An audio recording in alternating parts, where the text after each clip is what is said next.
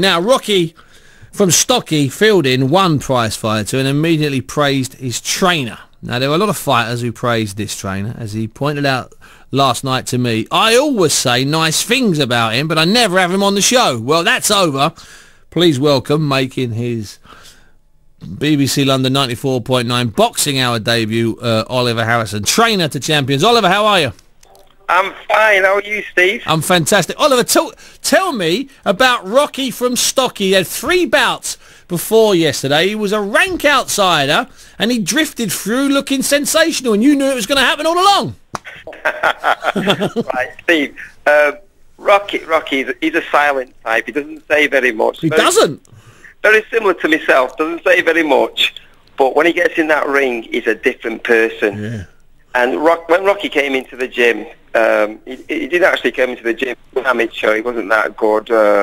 He fought for England and that, but when he comes to the professional ranks, he wasn't very good at doing uppercuts, hooks, things like that. Just straight punches. Straight punches. Yeah. Well, obviously, I've had to work at that very hard. So when he got into the Prizefighters, we got that call off, I think it was Barry Earn, John. Yeah. Short notice as well. Short notice. Well, we was training for the fight, so it wasn't that bad, really. He was training for the fight about 2 weeks later, so we got the call, and we had to look and see whether do we want Rocky to take this chance. I know how good Rocky is, but Rocky doesn't know how good he is. Okay, yeah, always a danger. We decided to take it. We decided to take the fight, and I know Rocky would win it if he listens to what I'm going to tell him to do. Now, I was on Rocky's case since the minute he walked into the Olympia until he left. Making him focus, because he's inexperienced and he's in front of his home fans who were nearly in the ring. So you could have understood if he lost his mind a little bit, couldn't you, really?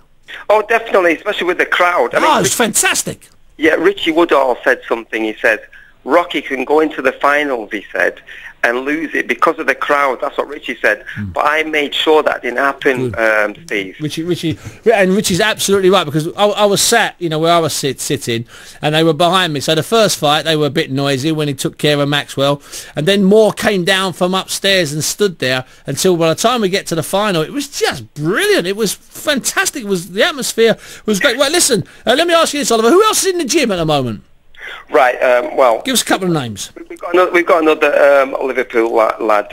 We've got Derry Matthews, and we've also got Tony Dodson. Okay. They're regrouping now their careers with me, and hopefully I can get them to get a few more titles, because they've been there a long time now, and they can't afford to lose. Yeah, they're win-only basis, those fighters, aren't they? Yeah, the most important fighter in the gym at the moment right now, obviously, is Martin Murray. Yeah, of course. Who, of course, was a prizefighter winner himself.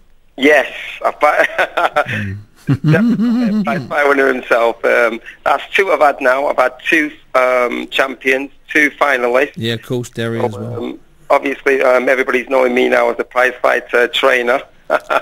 Hey, listen, there is a way to win prizefighter. Murray and Rocky from Stocky showed that in many ways.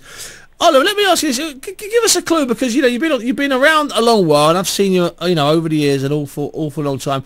When did you sort of first get involved with boxing, or was it through the mixed martial arts?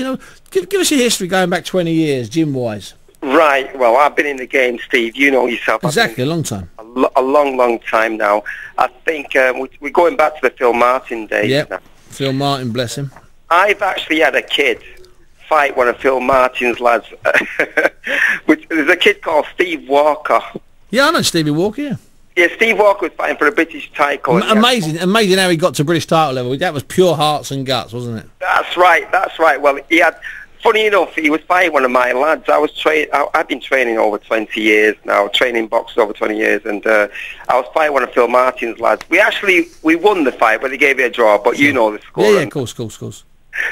Steve Walker was training for the British title fight, and he had to win that fight. So at the end of it, they gave it a draw, and Steve Walker went on for a British title fight, but he didn't win it, no. Never mind. Let's go back 20 years of training. No ABA champions. Yep.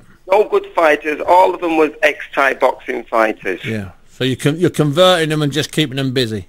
I converted them and kept them busy. Now, Do you remember a guy by the name of, what was his name? I think his name was Young Mutley. Yeah, of course I do, yeah. Now, Young Mutley fought one of my lads who had never, ever done any kind of boxing in his life before, by the name of Wahid Fats. Now, Wahid Fats went to Wolverhampton and knocked Mutley down with a jumping punch. No one ever heard of that punch. Jumping punch. The famous jumping punch. It was a jumping punch, and he knocked Mutley down. He beat Mutley anyway, but he'd never been undefeated up until then. And then they started taking notice of me by then. After that, people started taking notice that obviously Oliver Harrison can train boxers and can train them quite good. Going past that, Jamie Moore, you remember? Yeah, of course, yeah. You had a long run with Jamie. Jamie, one of my best fighters ever. I'll probably never get another Jamie Moore apart from Martin Murray. And Jamie went on to win the Commonwealth and the British and European title. Also, you know, the one and only Amir Khan. Yeah, of course, yeah. I mean, you know, I know you spent all that time with Amir, and when you and him parted, oddly, he was unbeaten. So it wasn't one of those things where, you know, you take him to his first loss and then they drop you, which is the way things are.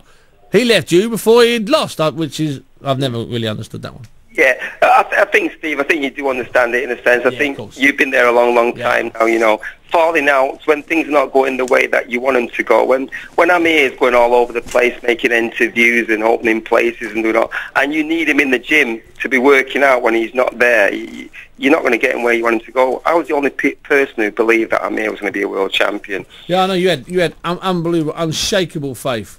Absolutely unshakable faith. Well, I believe that I could have made Amir what he is today, but you know that's another story. That's another. So going forward, Oliver, you know, you got this kid Rocky from Stockey who's now had 6 fights, 3 of them in Prizefighter, and I know he's done a bit, you know, missed around a bit as the amateurs. He's still very much a professional work in progress, isn't he? Yeah, definitely. And like I said before, he didn't walk into the gym like that. No, of course not. You had to work. I've had to work very hard with him, Steve, and you know, Rocky is very silent. I need some attitude from Rocky for him to get to where I need him to get to. He's too, how can I put it, laxy-daisy. He is. I mean, last night when I was trying to talk to him after the fight, he seemed a bit dazed, and I said to you, and I think it was it Jessica or Jennifer, his partner, and you both said at the same time, no, that's what he's like.